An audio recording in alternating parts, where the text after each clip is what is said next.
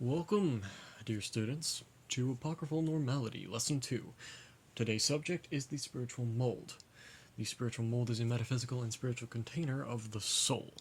The soul is very important as it is the essence of one's being. It is also the purest form of a person, and damage to it could be horrible. The spiritual mold also makes sure that the soul does not erupt from the body, causing it to explode, be incinerated, or really any other word, depending on how it exits and depending on the force that it is forced out. Well, level of the force, I should say. The spiritual mold also contains the minor cores and the major core. The minor cores are located on the hands, arm joints, shoulders, feet, knees, and lower gut. These minor cores are used to draw in mana, and they act as a form of highway for the mana to traverse across the body. These then link up to the major core, which is a large core, the largest in the body, that is located in the chest, and it is used to expel this mana in the form of a mystical force. This could be magic for magicians, or a practitioner of magic in general, who wish to use maybe fire magic, so it would be expelled in the form of them creating flame. Or maybe it's a witch practicing witchcraft, such as them imbuing an item needed for a ritual. It all depends on the person themselves and what they are trying to accomplish using this energy. To further expand on this topic, a practitioner of magic is not the same as a magician, or even, say, a witch, or really anyone in that regard.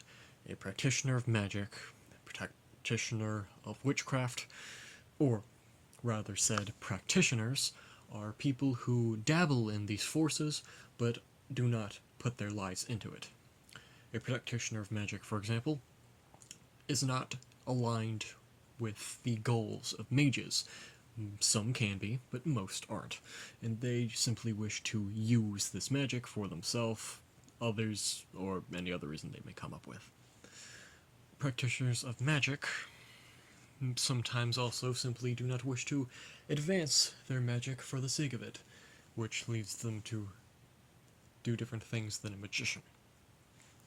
Practitioners of witchcraft may be using their witchcraft to do as they will, or really any other regard. Practitioners are people who simply dabble in magic, and witchcraft and other sources simply for the sake of doing so. Usually for whatever reasoning they may have. As shown with practitioners, some people will dabble in the mystic arts and not dedicate their lives to it. There are many people like this, and the general category is practitioners, but many people of other categories also do this. In fact, some witches do also practice magic. This is why the spiritual mold, as well as the minor cores and major cores, are some of the most important things to a person, or even a being, because they are where the mystical force is able to enter and then exit from. Due to this, many people who are of a mystical side of the world, such as magicians, witches, etc., will guard these with their life, and believe that losing them, or them being damaged, is the equivalent of losing all their limbs, which can be a rather dark thought, depending on how you want to take it. The spiritual mold is an entirely natural thing, but the activation of minor and major cores are not. These are usually opened up by people who wish to use them, and are usually people who are aware of the more mystical side of the world.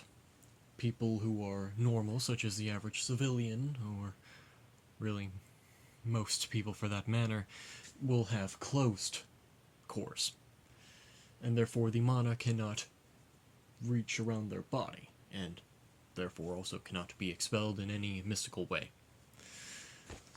It has been shown that even other forms of creatures do have these, as I did mention before, but I will extend this by saying practically every creature has them.